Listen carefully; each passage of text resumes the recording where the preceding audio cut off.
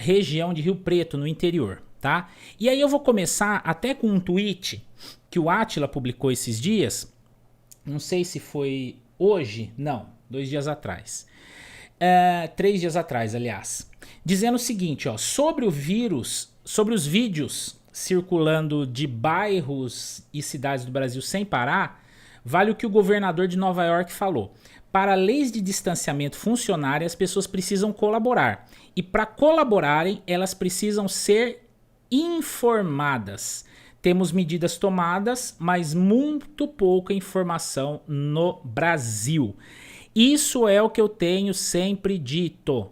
Isso é o que eu tenho sempre batido.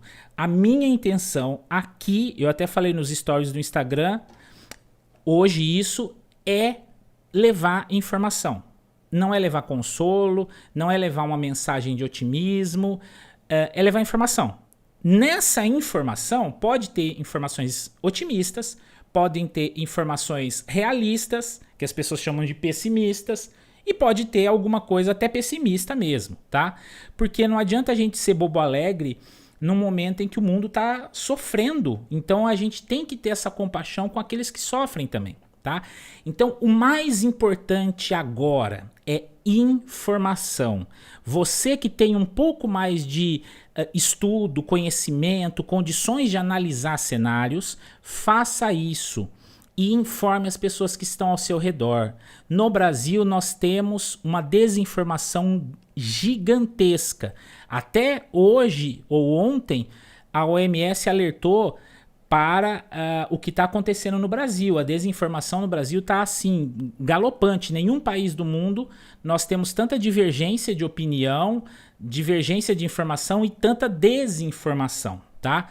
Então a minha ideia é levar informação. E se você também entender que você pode, faça.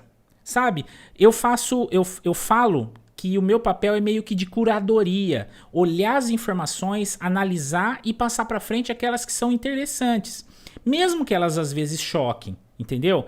Mas eu tenho que estar ali tentando filtrar para tirar aquele monte de informação que seja discurso político, que seja visão ideológica ou até mesmo fake news, tá bom? Então essa é o meu recado agora para o começo desse vídeo, tá? E não se esqueça de se inscrever, compartilhar e curtir aqui o vídeo no canal. Então vamos voltar lá para o nosso browser para a gente ver um outro cenário, então. No interior de São Paulo, muitas pessoas estão dizendo o seguinte, olha, eu não tô vendo, será que muita gente até desacredita, não, essa pandemia é invenção de não sei quem, é invenção de não sei o que lá para alcançar XYZ. Gente, não é. A pandemia é global, só que ela segue uma escala lógica. Ela começou na China, depois ela se espalhou para a Índia e Europa. Depois ela veio para os Estados Unidos, América do Norte, enfim, pegou o Canadá mais ou menos na mesma época. Depois ela desceu para as Américas e para a África. Então a pandemia ela não está acontecendo ao mesmo tempo em todos os lugares. Dessa forma, o Brasil, por exemplo, ele está sempre 2 semanas à frente dos Estados Unidos, que está 1 semana ou 2 à frente da Europa, que está 1 mês à frente da China. Então olha a bênção que nós recebemos. Nós estamos no final da coisa. Por isso que a gente tem que aprender com as experiências que todos esses locais tiveram para a gente tentar aplicar na nossa realidade. E nós aqui do interior do estado de São Paulo e do interior do Brasil de um modo geral, nós ainda temos mais, vamos dizer, 2 semanas à frente do resto das capitais.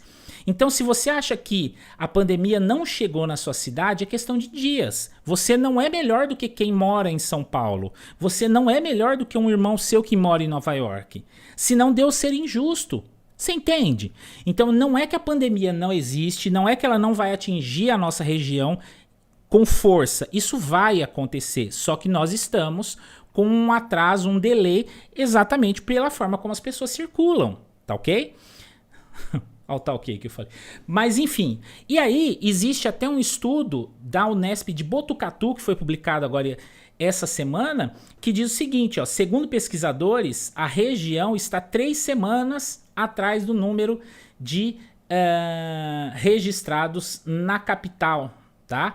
Então, a região do interior de São Paulo, ela tá 3 semanas atrás das capitais. Então, o que você tá vendo, eu acho que aqui eles estão sendo até otimistas. O que você está vendo acontecer em São Paulo, o que você está vendo acontecer no Amazonas, o Amazonas já colapsou, tá? Depois vai colapsar e já está nesse estágio o Ceará, Fortaleza principalmente ali. O Nordeste todo vai colapsar agora. Depois ali de Fortaleza, muito provavelmente Recife vai acabar colapsando. Um abraço para o Saulo. E aí, isso daqui vai descer nessa mesma época que Bahia, Minas, São Paulo, as grandes cidades vão colapsar juntas, muito provavelmente essa semana.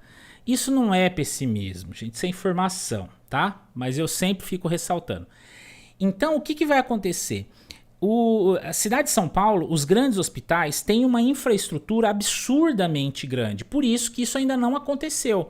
Mas por os próximos dias isso vai acontecer. Tanto é que aquelas cenas grotescas que nós estamos vendo em Nova York, os caras colocando containers de caminhão para poder armazenar corpos, isso já está acontecendo em Manaus, tá bom? Já tem 2 hospitais, se eu não me engano, com containers frigoríficos colocados ali fora. Então, São Paulo já está contratando. Hoje eu vi uma notícia também que o cemitério da Vila Formosa, lá em São Paulo, que apareceu aquela cena, né, de várias covas sendo feitas, né, numa região ali do cemitério, que assustou muita gente. Saiba que aquelas lá já estão cheias, não só de Covid, outras doenças também. Mas eles contrataram agora, essa semana, não sei se quinta ou sexta-feira, 17 escavadeiras para abrir mais covas. 17. E tem até uma notícia que fala que a Prefeitura de São Paulo comprou 5 mil daqueles sacos de embalar corpos, tá? Tô falando tudo isso porque eu tô dando a real para vocês, da dimensão da coisa. Então, a hora que colapsar, que vai ser essa semana, as cidades capitais, isso vai acontecer em cascata para o interior também, tá? Então essa informação aqui da Unesp de Botucatu, que não sou eu que estou dando, tá? Fala que nós estamos 3 semanas atrás das capitais. Eu acho que eles estão otimistas, eles citam aqui, tá vendo? Municípios como Bauru, Araraquara, São José do Rio Preto, Ribeirão Preto, são cidades importantes que devem deter o avanço do vírus. E o que nós estamos vendo, as cidades voltando a funcionar normalmente. Todo mundo vai tomar uma pancada que não está acreditando nisso, ok? Mas tudo bem, vamos seguindo. E aí, nas últimas coletivas, como eu disse para vocês, que eu acompanho todas as coletivas, federais, estaduais e municipais, na penúltima coletiva do governo do estado de São Paulo, o Dr. Davi Wippe falou exatamente isso aqui, ó. Pera aí, deixa eu abrir o áudio aqui, senão vocês não vão ouvir, né? Um segundo. Vamos ver aqui. De São Paulo.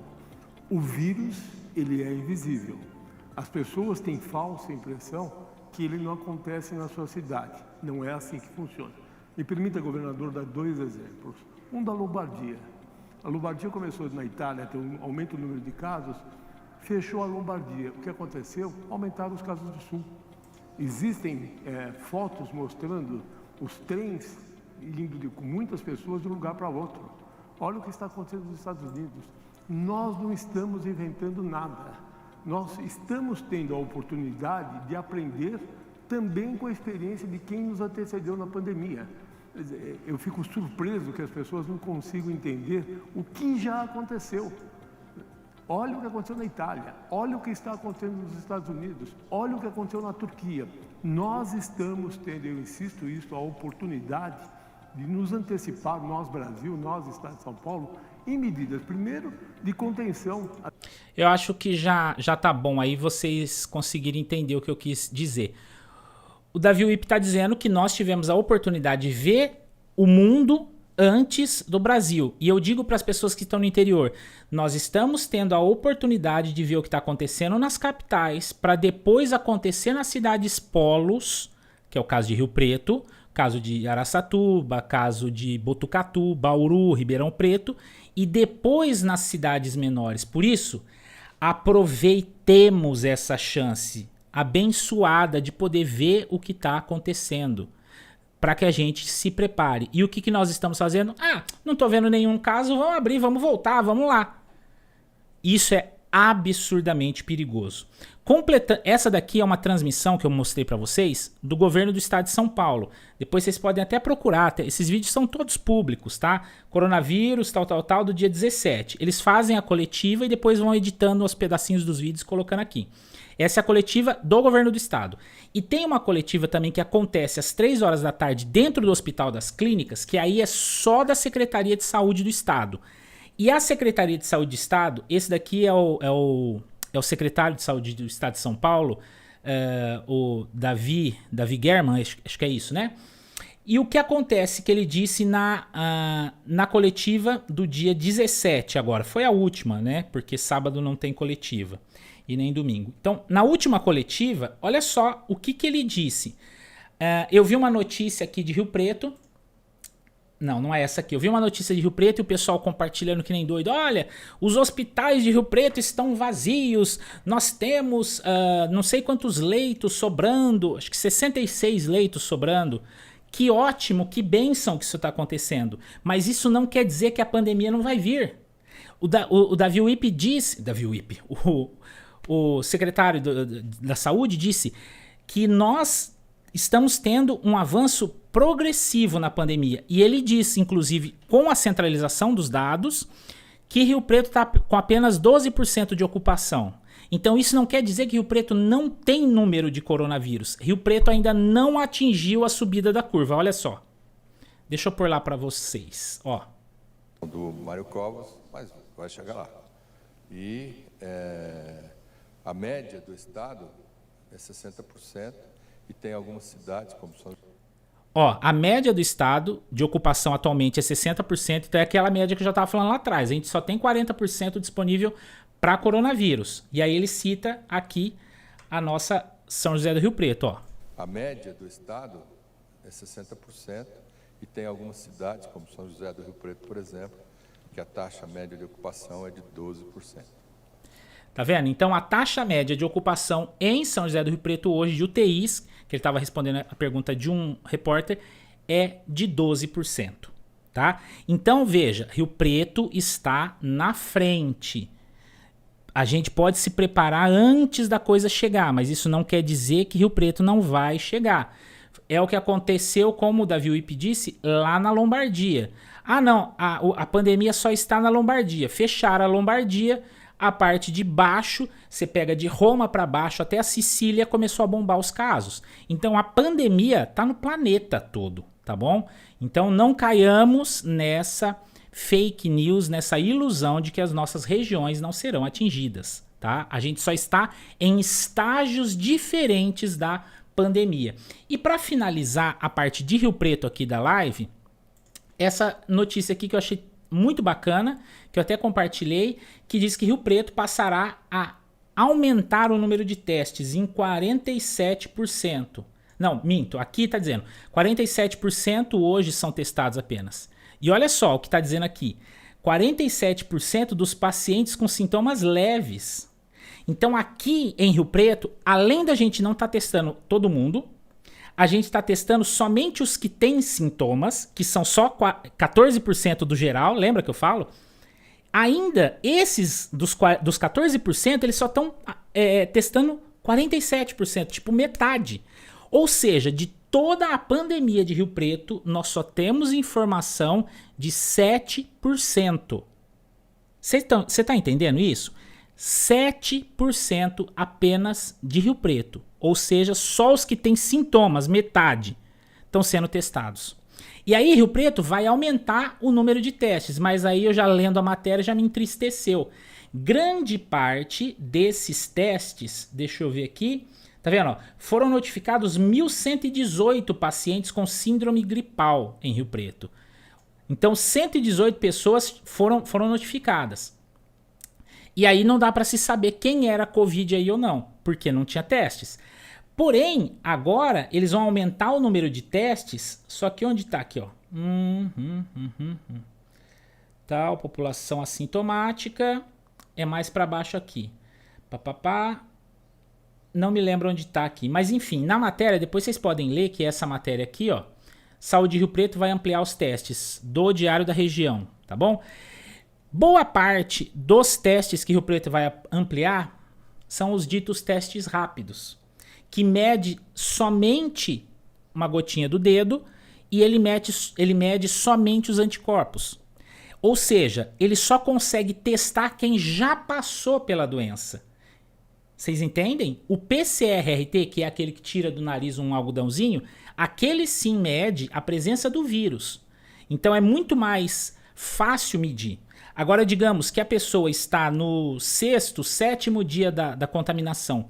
Ela ainda nem manifestou sintomas, ou pode ser que nem manifeste. Se fizer o teste rápido, vai dar negativo. Então ele vai dar o falso negativo. Então isso me preocupa um pouco da gente começar a dizer, olha, estamos testando um monte de gente e tá dando tudo negativo, quando na verdade a pessoa ainda não chegou numa fase da doença onde tem anticorpos ali que possam ser medidos. Então fiquemos de olho aberto, tá bom? As informações de Rio Preto e região são essas, tá? Então essa parte